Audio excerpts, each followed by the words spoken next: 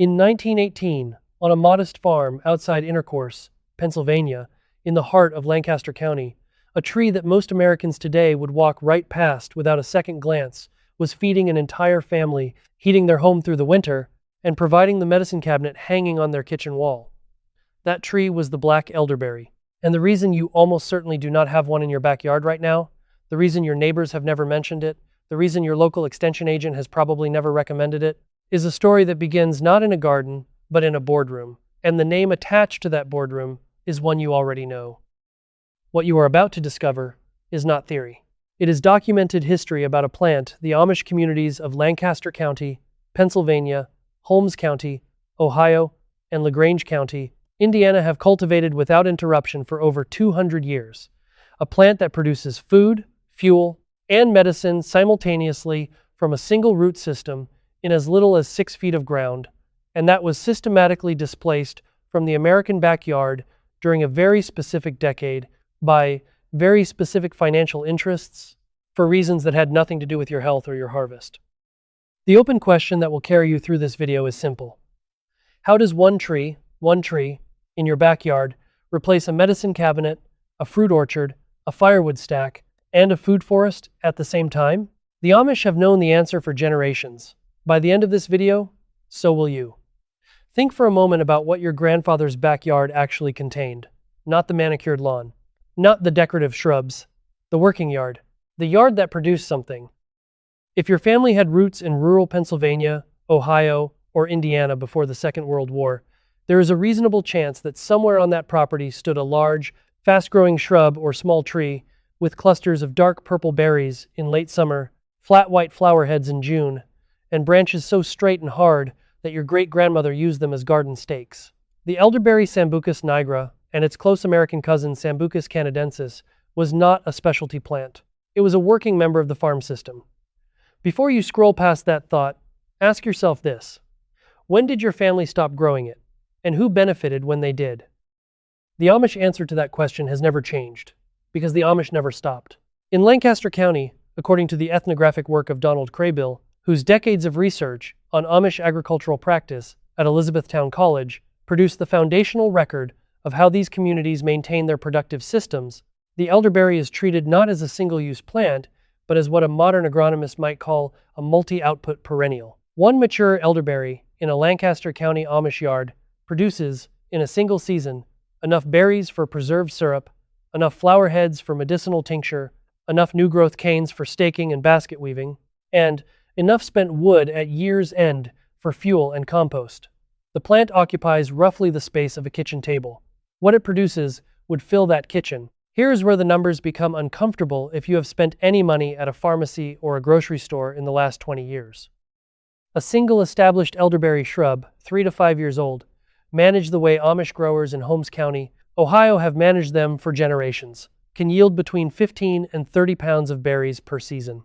At current retail prices for elderberry syrup, which have risen sharply since the early 2000s, that is the equivalent of $200 to $400 in finished product from one plant in one season, from a root system that costs almost nothing to maintain, and spreads itself if you let it. An Amish family in LaGrange County, Indiana, does not think of that as impressive. They think of it as Tuesday. But for the average American backyard, in 2025, that kind of yield from a single perennial seems almost implausible. And that gap between what seems plausible and what is actually possible is exactly where this story gets worth telling. The medicinal history of the elderberry in North American practice is not folk legend.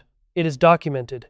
The Iroquois Confederacy used elderberry, bark, and berries as medicine long before European settlement, and those uses were recorded by ethnobotanists throughout the 19th century. By the early 20th century, elderberry preparations appeared in the United States Pharmacopoeia, the official compendium of recognized medicinal substances in America, which means that at the point when your great-grandmother was making elderberry syrup in her kitchen, she was not making folk medicine. She was making something the American medical establishment formally recognized. That recognition did not disappear because science disproved it. It disappeared because the economics of medicine changed, and the people whose economics changed them had very strong opinions about what Americans should buy instead.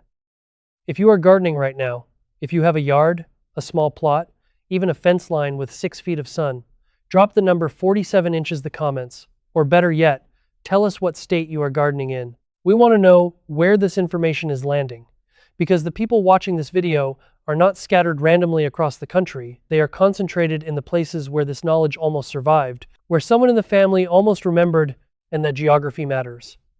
So leave your state in the comments right now. The name that belongs to the turning point in this story is one that appears in nearly every account of how American medicine and American agriculture were restructured in the 20th century. John D. Rockefeller, through the philanthropic and industrial apparatus of Standard Oil and its successor entities, was the primary financier behind the transformation of American medical education that followed the Flexner Report of 1910. That report, commissioned and heavily funded by the Carnegie Foundation with Rockefeller involvement, systematically discredited botanical and herbal medicine as unscientific and led directly to the closure of the medical schools that taught it. By 1930, the number of practicing herbal physicians in the United States had collapsed. The knowledge did not disappear from Amish communities in Lancaster County or Holmes County, because those communities did not send their healers to Flexner-approved institutions. But it disappeared from the American mainstream with remarkable speed, and it was replaced by a pharmaceutical model that required you to purchase what you had previously grown. The elderberry did not fail as medicine. The business model that replaced it required you to believe it had. This is not speculation about motives. The Flexner Report is a matter of public record.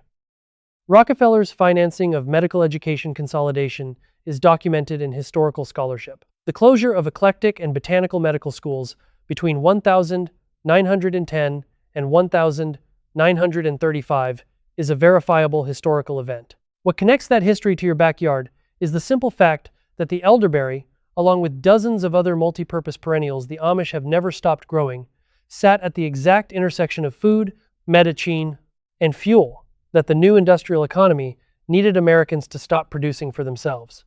One plant that feeds you, heals you, and heats you is a plant that reduces your dependence on three separate industries. And three separate industries noticed.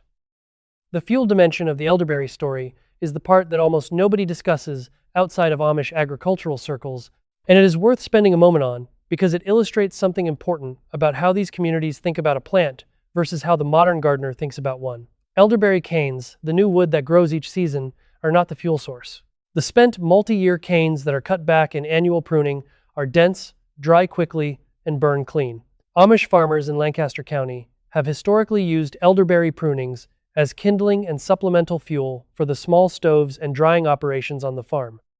But the more significant fuel use, documented in accounts of traditional Amish farm management, is the use of elderberry wood for smoking meats. The wood imparts a mild, slightly floral smoke that complements pork and poultry in a way that commercial hickory chips do not replicate. That is a detail that sounds small until you realize it represents another purchase, another trip to the hardware store, another bag of commercial product that an Amish farm in Holmes County has never needed to make. But the part they really did not want you to know about how much one elderberry system can actually produce comes next, because the Amish do not grow elderberry the way a backyard gardener grows a single ornamental shrub. They grow it in what researchers familiar with traditional Amish horticulture describe as a coppiced hedge system, a multi-stem, multi-age stand of plants that are managed through rotation so that some canes are always in their first year, some in their second or third producing year, and some being cut back to stimulate new growth. This is an ancient European woodland management technique brought to Pennsylvania by German-speaking settlers in the early 1700s, maintained without interruption in Amish communities ever since, and almost completely unknown in the modern American backyard. The mechanics of coppicing are worth understanding because they explain how the Amish get yield numbers from elderberry that seem impossible to a gardener accustomed to commercial cultivation logic. When you cut an elderberry cane back to within a few inches of its base, the root system, which by year 3 or 4 is substantial and deeply established, responds by sending up multiple new shoots simultaneously. Instead of one cane, you get 4, or 6, or 8. Each of those new canes grows faster than the original because the root system is already mature. By year 2 of the new growth, those canes are producing fruit clusters heavier than anything a single trunk specimen ever carries. The root is not starting over, it is doubling down. And an Amish farmer in Lancaster County who has been coppicing the same elderberry root mass for 30 years is working with a root system whose productive capacity is essentially uncapped by the above-ground size of the plant. If you haven't subscribed to this channel yet, take a moment right now to do it. Every week, we go into the documented history of what Amish communities in Lancaster County, Holmes County, and LaGrange County have been growing in their backyards for 200 years, the yields they achieve, the techniques they use, and the specific historical moments when industrial interests made sure the average American would stop believing their own backyard could produce that kind of abundance. This is the information that used to live in farming families and got quietly replaced by a trip to the grocery store. Subscribe so you don't miss the next one. What happened to the elderberry in the broader American agricultural system follows a pattern that anyone who has looked at mid-20th century agricultural policy will recognize. After the Second World War, the USDA's Extension Service, which had spent the war years encouraging victory gardens and domestic food production as a patriotic act, began a systematic pivot toward commercial agriculture and away from subsistence and small-scale production. By the early 1950s, extension agents were no longer visiting small farms to discuss multi-purpose perennials and home production of medicine. They were visiting to discuss hybrid seeds, commercial fertilizers, and the scaling of production for market. The elderberry was not banned. It was simply never mentioned again. And a generation of American gardeners who had grown up seeing their parents harvest it quietly assumed it must not be worth growing, because surely if it were, someone official would have told them about it. The seed industry consolidation that began with the Plant Variety Protection Act of 1970 reinforced this erasure in a specific way. The PVPA created intellectual property protection for new plant varieties, which incentivized commercial breeders to develop and protect proprietary cultivars, while legacy, open-pollinated varieties, including the elderberry selections that Amish communities had been stewarding for generations, received no commercial investment, no marketing, and no placement in the catalog pages that reached American gardeners. By the time Earl Butz, as Secretary of Agriculture under Nixon and then Ford in the 1970s, was delivering his infamous directive to American farmers to get big or get out, the logic had already been applied to the home garden. Get dependent or get out. Buy your syrup at the pharmacy. Buy your fruit at the supermarket. Your backyard is for grass. A 71-year-old Amish farmer in Holmes County, Ohio, whose name appears in community agricultural records simply as a third-generation practitioner of the coppiced elderberry hedge, maintains a hedge line along his kitchen garden fence that is 40 feet long and was planted by his grandfather in 1923. That hedge, by any reasonable estimate based on documented elderberry yields for managed coppiced systems, produces between 300 and 500 pounds of berries in a good season. His family processes those berries into syrup, tincture, dried fruit, and elderberry wine. The spent canes go to the smoking shed. The flower heads dry for tea and medicinal preparation. The root suckers that emerge at the base are potted up and traded with neighboring families for other propagated plants. Nothing is purchased. Nothing is wasted. The hedge occupies 40 feet of fence line that in the average American yard holds a chain-link fence with nothing growing on it. Here's what the industry spent decades hoping you would never figure out about your own backyard. The productivity gap between an Amish perennial food system and an American decorative yard is not a matter of skill, scale, chemistry, or climate. It is a matter of knowledge. Specifically, knowledge about which plants produce simultaneously across multiple categories: food, medicine, fuel, structural material, and knowledge about how to manage those plants through ancient techniques like coppicing that have been maintained without interruption in communities that the industrial agricultural system simply never reached because those communities chose deliberately and consistently to remain outside it. The Amish of Lancaster County did not resist industrial agriculture out of stubbornness. They resisted it because they could see, in their own fields and hedgerows, that what they had was producing more than what they were being offered. And they were right. The flower harvest alone changes the calculation for anyone willing to see it.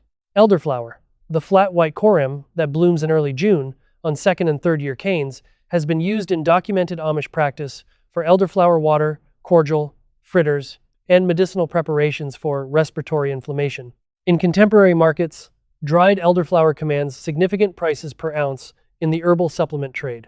An Amish household in Lancaster County harvesting elderflower from a managed hedge system does not sell it on the herbal market, they use it. But the replacement cost of what they are producing and consuming from that hedge, if you were to purchase the equivalent in supplements and specialty food products at retail runs into several $100s per season from a plant that costs nothing to maintain after the first 2 years and propagates itself. This is the moment everything changed for the American backyard.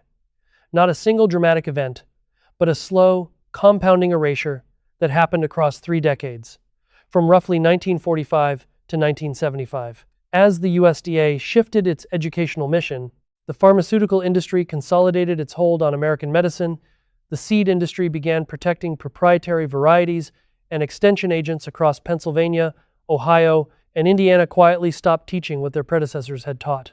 The knowledge did not burn. It did not get banned. It simply stopped being passed on in the places where passing things on depended on an institutional pipeline that had been redirected. In Amish communities, the pipeline was the family, the church district, and the tradition of practical knowledge transmission that ethnographer John Hostetler documented extensively in his landmark work on Amish society. That pipeline never got redirected. It is still running. And here is the closing of the question this video started with. How does one tree replace a medicine cabinet, a fruit orchard, a firewood stack, and a food forest? The answer is not that it literally replaces industrial-scale production of any single thing. The answer is that it eliminates the need to purchase any of those things at any scale from any industrial source. The elderberry in a managed Amish hedge system is not competing with a pharmaceutical company or a fruit orchard or a firewood operation. It is simply making all three unnecessary for the household that grows it correctly. That is not a trick. That is not a miracle. That is 200 years of uninterrupted agricultural knowledge applied to a 6-foot stretch of fence line. And the reason it feels miraculous to a modern American gardener is not because it is rare. It is because someone spent a century making sure you forgot it was ordinary. The question worth sitting with, as you look at your own yard after watching this, is not whether you have the space for an elderberry system. You almost certainly do. The question is what your grandfather knew about this plant that your father was never told, and what your children will know if you start growing it this spring. That gap between what was known and what was forgotten, and what can be known, again, is not a gap that requires money, acreage, or chemistry to close. It requires a cutting, a fence line, and the willingness to manage a plant the way a family in Lancaster County has managed it since before the United States existed as a country. Leave a comment below. Tell us what your grandfather grew in his garden, or whether your family ever had an elderberry hedge on the property. Tell us if you remember seeing those dark purple clusters as a child and not knowing what they were called or why they were there. We read every single one of those comments, and they matter, because this knowledge survives in pieces, scattered across the memories of people who almost remembered. If this video gave you something real, give it a like, and share it with someone who still believes their backyard is only good for a little grass and maybe a tomato cage. Because the Amish of Lancaster County, Ohio, and Indiana have spent 200 years quietly proving that belief wrong, one elderberry harvest at a time.